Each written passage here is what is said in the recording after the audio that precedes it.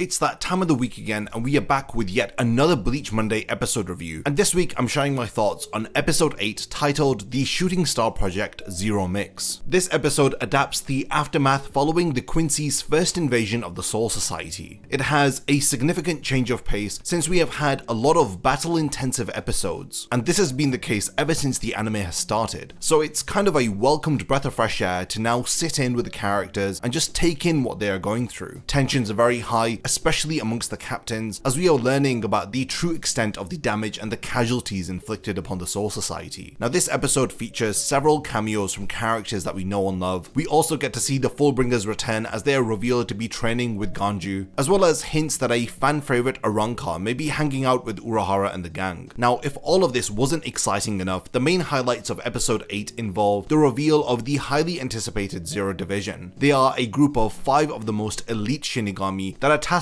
with serving the Soul King. Through their introduction, the story takes a turn as the Shinigami now prepare for the inevitable return of the Quincy, where Yhwach and his army have promised to destroy the Soul Society once and for all. While episode 8 focuses on a lot of setup and exposition, it is all really fascinating stuff that I cannot wait to start talking about. This episode adapts chapters 515 all the way up to 519 of the manga, so a total of 5 chapters within the 20-minute span of this episode. Now these chapters are very dialogue heavy, and it results in a lot of material being condensed down, as there are several cuts and omissions made, not only to comedic moments, but other material where there's some exposition being delivered that Kubo chooses not to include within the anime. So the episode starts with the Shinigami from the 4th Division transporting all of the wounded and critical patients. Isane is seen to be speaking with Unohana about the wounded being carried in, as she asks why none of the injured were brought in for treatment during the battle, as she questions whether if it was the right thing to do to stay away from the battlefield while the invasion was going on. But Unohana explains that she was requested by Yamamoto not to leave the Squad 4 barracks, and she had ended up honoring the final order of the head captain. We then cut to Shunsui standing where Yamamoto had been defeated,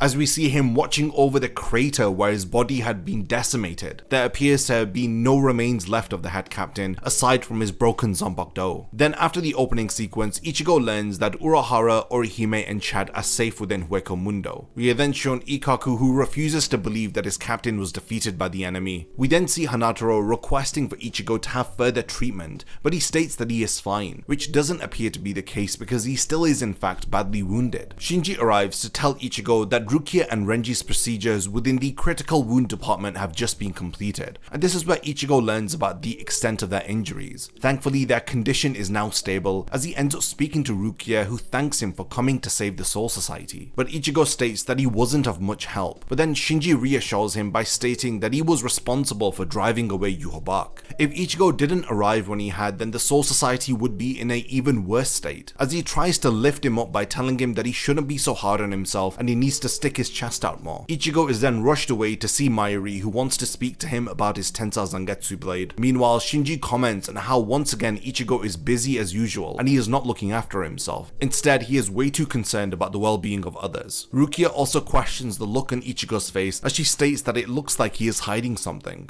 This of course is in reference to Ichigo being troubled about what he had learned from Yhwach, where he had revealed to him hints about the identity of his mother, learning that he may have Quincy heritage. We then follow up with a few of the captains who have gathered for a meeting following the invasion. They all look visibly defeated, and it is reported that Kinpachi and Byakuya may never be able to carry out their duties again. Soifon ends up scolding the messenger Shinigami as she responds angrily, stating that they are already dealing with enough and they don't need to hear about any additional bad news. Kensei tells her to stop embarrassing herself, but before they continue arguing, Komomura tells Soifon to stop, as Shunsui then takes charge and reminds them all that the duty of the Gotei 13 isn't to mourn the dead, but it is to protect the Soul Society. We can see so early on after the Quincy's invasion, Shunsui is already taking up the responsibility of a leadership position here, as he has no choice but to pick up the pieces. Ichigo is then seen to speak to Mayuri about his broken Bankai, where he learns that once a Bankai is destroyed, it can never return to what it once was. Mayuri then gets a call where he learns that the Zero Division are coming and that Ichigo should accompany him. Shunsui educates Ichigo about where the Zero Division are coming from, as he explains that the walls that surround around the Serite during emergency situations, like the time when Ichigo and the others had invaded the Soul Society, typically protect the royal palace under normal circumstances, thus explaining why they come down from the sky. He states that the Zero Division is made up of 5 members, and their combined strength is greater than all of the Gotei 13. The Zero Division end up finally being introduced in a very comedic, goofy scene, as we actually get some light-hearted banter for the first time since the first couple of episodes of the anime. Shinji ends up being reacquainted with Kiryu, while Kurinji speaks with Unohana asking if she has perfected the healing techniques that he had taught her, as he wonders what her explanation is behind having lost so many soldiers during the Quincy's invasion. Shunsui kind of cuts to the chase as he asks them why they have arrived now, as we learn that Ichibei and the others were ordered by the Soul King to help rebuild the Gotei 13. As particular emphasis is placed upon Ichigo being taken to the Soul King's palace. Soifon rightfully questions why the Zero Division did not assist them when the Serite was under attack. Instead, they have now decided to come after the fact, and they are now trying to help to rebuild the Gotei 13. She ends up being scolded by Kurinji, who reminds her that it is their job to protect the Serite, not the Zero Divisions. He calls her an embarrassment for whining about help because they couldn't get their job done. Senjumaru is then seen to have gathered Rukia, Renji, Byakuya, and Ichigo's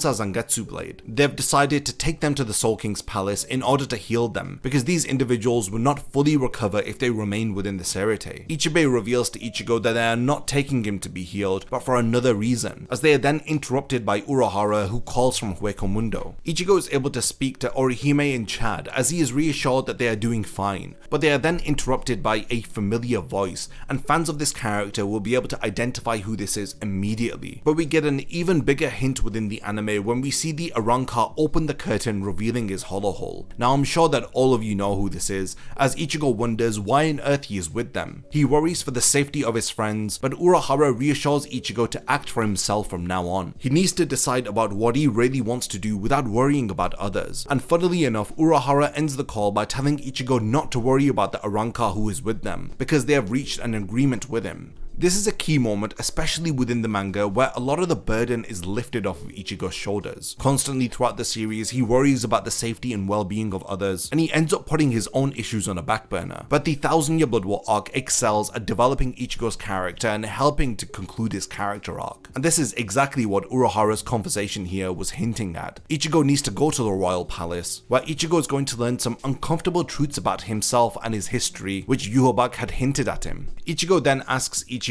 if they can fix his Tensei Zangetsu. He is told that it cannot be healed, but is reassured that there is a chance that his Zanbakudo can be reforged within the royal palace. They then go to Kukakushiba's palace, and they use a cannon to fire the Tenshuren back to the royal palace. Now the anime does cut down their interaction here, but we do get to see some exclusive visuals of her firing them off. Now when Ganju talks to Kukaku, they discuss about how they have no choice but to let Ichigo go to the royal palace, even if it means that this will upset their uncle. Now the anime includes a really nice exclusive visual showing Isshin back when he was a captain, as we learn that he is their uncle, and it finally confirms Ichigo's connection to the Shiba family, as well as revealing for the first time that Ichigo's dad was the former captain of the 10th Division via the insignia on his back. We are then shown a great scene from the manga where Ganju is seen to be training with the Fullbringers, as we also learn that Kukaku had actually found them wandering within Rukongai. After Ichigo arrives within the royal palace, Ichibei refers to him as no ordinary Shinigami, as Ichigo thinks that this is the place that Aizen had so desperately wanted to come to. He wonders how they were able to enter the royal palace without an Oken, but Ichibei reveals that each of the Zero Division members were altered by the Soul King, and their bones have become the Oken. Ichigo asks if he is going to be taken to meet with the Soul King, but Kiryu explains to him the structure of the royal palace, stating that they are currently at the entrance, and the cocoon-like structure that is floating above them houses the Soul King, and floating around it are 5 separate plates which are cities that were given to each of the members of the Zero Division by the Soul King himself. Ichigo learns that he will be first visiting the domain of Kirinji, and the anime does a great job of conveying the scale of the royal palace, as well as bringing it to life with the vibrant colors and added detail so that we can appreciate just how large each of the cities are that belong to the Zero Division members.